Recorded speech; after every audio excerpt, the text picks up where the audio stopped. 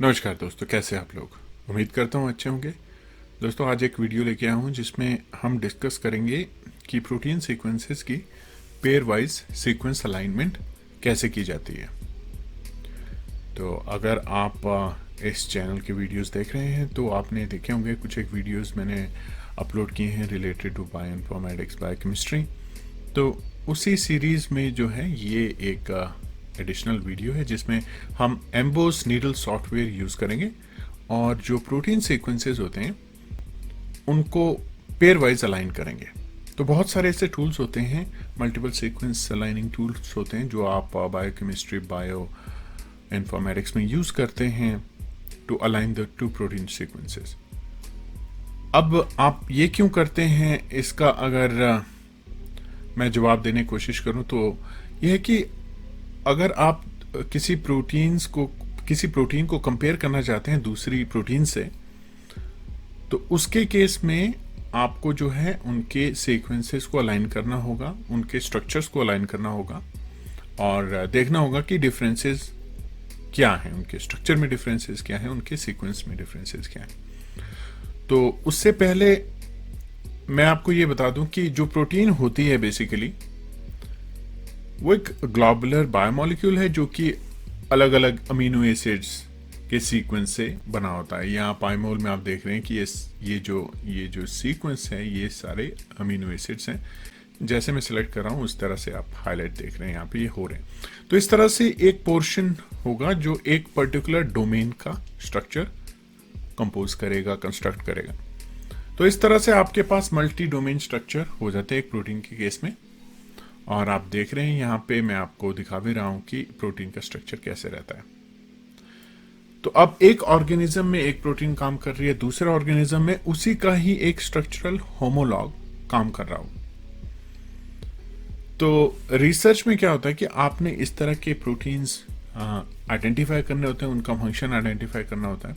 तो उसके लिए आप क्या करते हैं कि ये अलाइनमेंट टूल्स जो होते हैं उनका यूज करते हैं। तो उसी के लिए ये टूल यूज होता है एम्बोस का। मैंने आप बताया नीडल टूल है, मैं आपको यहाँ दिखा देता हूँ। ये वाला ऑनलाइन सर्वर आप यूज कर सकते हैं। और प्रोटीन डाटा बैंक, आप जानते हैं कि प्रोटीन डाटा बैंक से हम जो है फास्टर सीक्वेंस डाउनलोड करते हैं और उसको जो है फिर कंपेयर करते हैं। तो ये अलग अलग प्रोजेक्ट आप कर सकते हैं इसमें। जैसे क्लस्टल ओमेगा करके सॉफ्टवेयर है, वो मल्टीपल सीक्वेंस अलाइनमेंट टूल है जिसमें आप बहुत ज़्यादा सीक्वेंसेस एक बार में अलाइन कर सकते हैं। और इसके केस में आप पेयर वाइज अलाइनमेंट करते हैं तो आपके पास कम से कम 2 सीक्वेंसेस होने चाहिए। तो मैंने आपको बता दिया कि प्रोटीन का ये रोल रहता है कि आपको बहुत सारे फंक्शंस होते हैं सेल के अंदर, उनको जो है कंप्लीट करना होता है। प्रोटीन का बहुत इंपॉर्टेंट रोल होता है, सेल सिग्नलिंग में प्रोटीन का रोल रहता है। तो आपको आइडेंटिफाई करने होते हैं रिसर्च में कि कौन कौन से प्रोटीन किस किस काम के लिए यूज़ हो रहे हैं। इस तरह से आप स्टडी करते हैं। एक स्पेसिफिक प्रोटीन का फंक्शन होता है किसी पाथवे में, अगर उसका जो है वो फंक्शन अल्टर हो जाता है, अफेक्ट हो जाता है, और जो फंक्शन जो है वो सिर्फ एक अमीनो एसिड की चेंज की वजह से भी हो सकता है।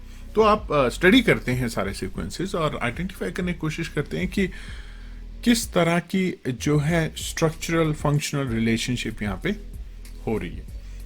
तो इस तरह से आप बहुत सारे अलग अलग प्रोजेक्ट्स जो हैं वो डिज़ाइन कर सकते हैं और उनको परफॉर्म कर सकते हैं। बहरहाल इस वीडियो में जो है वो मैं आपको दिखाऊंगा कि पेयर वाइज अलाइनमेंट किस तरह करनी है। और हम एग्जांपल लेंगे टोल लाइक रिसेप्टर जो प्रोटीन्स होती हैं इम्यून सिस्टम में। टोल लाइक रिसेप्टर प्रोटीन्स होती हैं जो बहुत इंपॉर्टेंट रोल प्ले करती हैं एंटीजन डिटेक्शन में।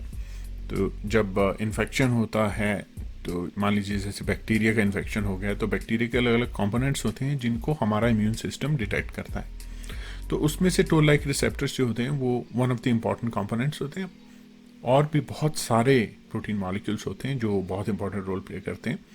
तो एग्जांपल के तौर पे हम इसमें टोल लाइक रिसेप्टर 4 लेंगे जो कि बैक्टीरिया का लाइपोपॉलीसैकेराइड एंटीजन जो है वो डिटेक्ट करता है।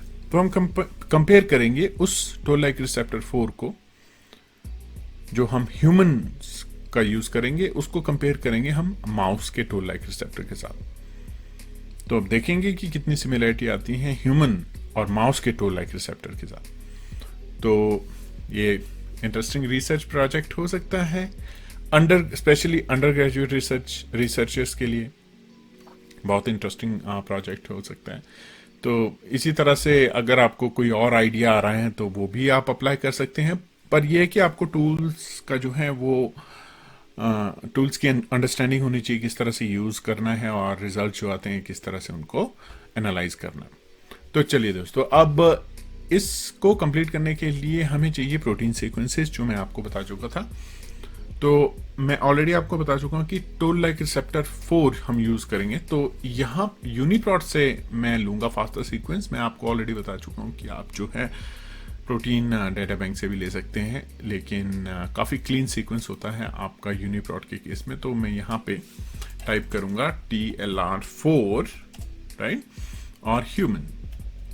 जब आप इस तरह से टाइप करके एंटर करेंगे तो क्या होगा कि आपको जो है अलग अलग रिजल्ट्स आएंगे। इसके केस में आप देख रहे हैं यहाँ पे सबसे पहला जो रिजल्ट होगा वो होगा टोल लाइक रिसेप्टर 4 और उसके अलग अलग वेरिएंट्स जो होंगे उसके साथ में ये यूनिप्रोट वेबसाइट आपको दिखा देगी। जब आप इस पर क्लिक करेंगे तो आप देखेंगे कि आपके पास जो है ये विंडो ओपन होगी और इसमें बताया होगा कि क्या क्या फंक्शन जो है ये प्रोटीन प्ले करती है। तो आप पढ़ सकते हैं, पब्लिकेशंस भी हैं दी हुई हैं, और जब भी आप कोई इंफॉर्मेशन यूज़ करते हैं स्पेसिफिकली रिलेटेड टू फंक्शन तो आपको बताना चाहिए कि कौन सी पब्लिकेशन जो है वो उस पर्टिकुलर फंक्शन से रिलेटेड है। और यहाँ पे ये देखिए किस तरह से मेंशन किया हुआ है, हर एक फंक्शन को एक पब्लिकेशन के साथ रिलेट किया हुआ है। तो चलिए अब इसका सीक्वेंस ले लेते हैं हम लोग। यहाँ पे फॉर्मेट पे हम क्लिक करेंगे और फास्टा कैनोनिकल पे टाइप करेंगे और ये सारा जो है कॉपी कर लूंगा मैं यहाँ से। तो ह्यूमंस का हमने बॉक्स नंबर 1, यहाँ पे ये जो फर्स्ट बॉक्स है इसमें हमने पेस्ट कर दिया सीक्वेंस, सिंपली वहां से कॉपी करके इसमें पेस्ट कर दिया। बैक जाएंगे और यहाँ पे मैं टाइप करूंगा TLR4 माउस, राइट। तो अगर आपने दूसरे ऑर्गेनिजम्स के करने, फ्रॉग का करना है या जेब्राफिश का करना है तो वो सारे जो है आप टाइप कर सकते हैं। देखिए माउस के केस में जब ये जो है आईडी, यूनिप्रोट आईडी आ रही है हमारे पास स्पेसिफिक एंट्री, और इसमें भी सारी इंफॉर्मेशन दी हुई है टोल लाइक रिसेप्टर से रिलेटेड, पर हमें सिर्फ अभी सीक्वेंस चाहिए। तो हम सीक्वेंस पे क्लिक करेंगे और कॉपी करेंगे सीक्वेंस को दूसरे बॉक्स में। तो यहाँ पे आप देख रहे हैं कि चूज फाइल भी लिखा है। तो अगर आप फास्टा फाइल डाउनलोड करके उसको आप डायरेक्ट करना चाहते हैं वो भी कर सकते हैं। तो ये देखिए यहाँ पे दूसरा भी हमने अपलोड कर दिया सीक्वेंस।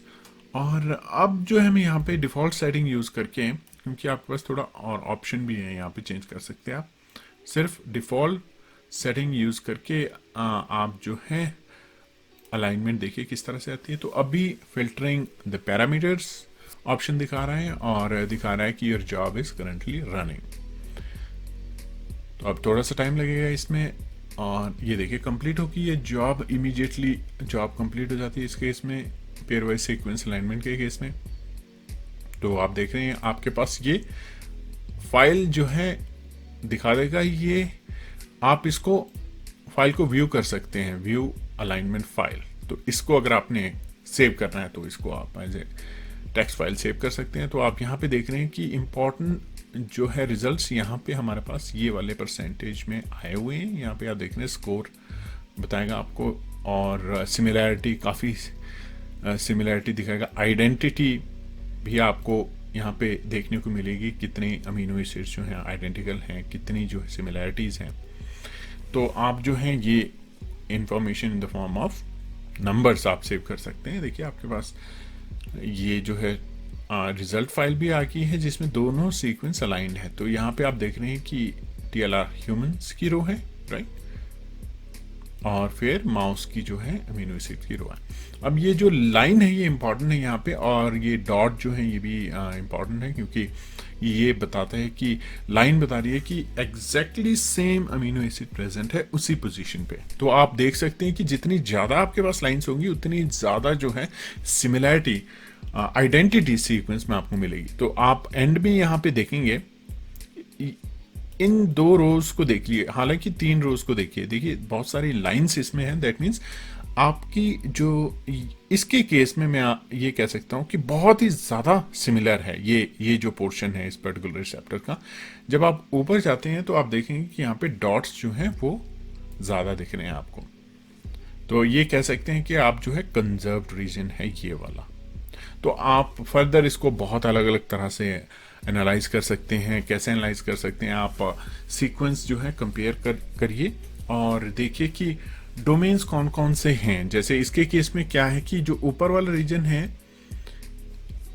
ये वाला जो स्टार्टिंग रीजन है यहाँ से स्टार्ट होता है, तो ये एक्स्ट्रा सेलुलर रीजन हो जाता है जो सेल के बाहर होगा। जो एक्स्ट्रा सेलुलर रीजन है वो एंटीजन मॉलिक्यूल के साथ बाइंड करेगा और सिग्नल ट्रांसमिट करेगा इंट्रासेलुलर।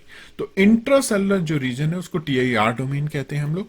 और इसमें यहाँ पे क्लियर है कि जो TIR डोमेन के केस में काफी ज्यादा जो है सीक्वेंस आइडेंटिटी यहाँ पे मिल रही है। दैट मीन्स कि जो ये TIR रीजन है ये काफी हद तक कंजर्व्ड है। ऑलरेडी मैं आपको TIR टोल लाइक रिसेप्टर के बारे में बता चुका हूं। तो अगर यूनिप्रॉट से हम उसका स्ट्रक्चर निकाल पाए तो बहुत बढ़िया। चलिए यहाँ पे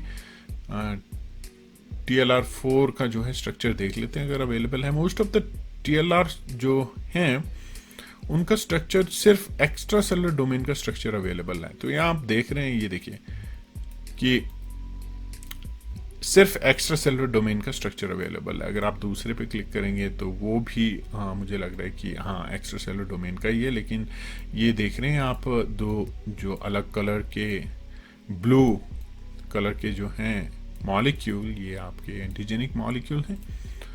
और दूसरा आप स्ट्रक्चर देखेंगे, ये देखिए ये भी एक्स्ट्रा सेलुलर के लिए है, उसके आगे भी एक्स्ट्रा सेलुलर के लिए, क्योंकि मेम्ब्रेन प्रोटीन जो होती हैं वो प्यूरिफाई करनी बहुत मुश्किल है कंप्लीट जो स्ट्रक्चर है उसका।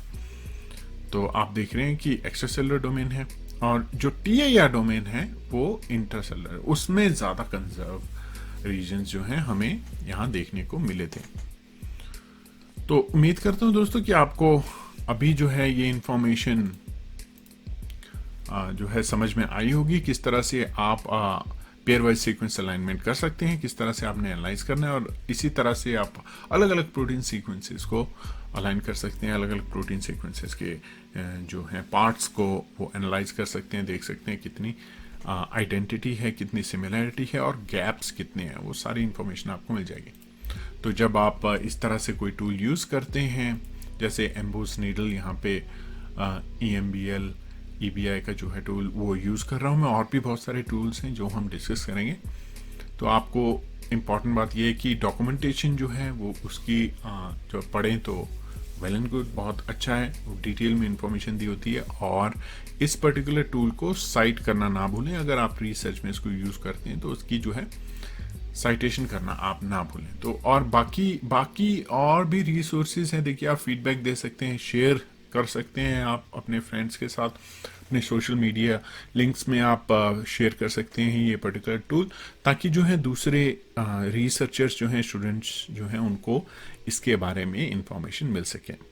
तो उम्मीद करता हूँ दोस्तों कि आज का जो वीडियो ट्यूटोरियल है आपको अच्छा लगा होगा और इंफॉर्मेशन आपको सही मिली होगी और आप यूज़ करेंगे ये टूल अपनी रिसर्च में, अगर आप रिसर्च कर रहे हैं रिलेटेड टू प्रोटीन्स, और आपके रिजल्ट्स जो हैं अच्छे रिजल्ट्स आएंगे और बढ़िया तरीके से आप एनालाइज करेंगे। तो अभी दोस्तों मुझे दीजिए इजाज़त, मैं मिलूंगा अगली वीडियो में जहां पे हम इसी तरह के टॉपिक्स जो हैं डिस्कस करें। धन्यवाद दोस्तों।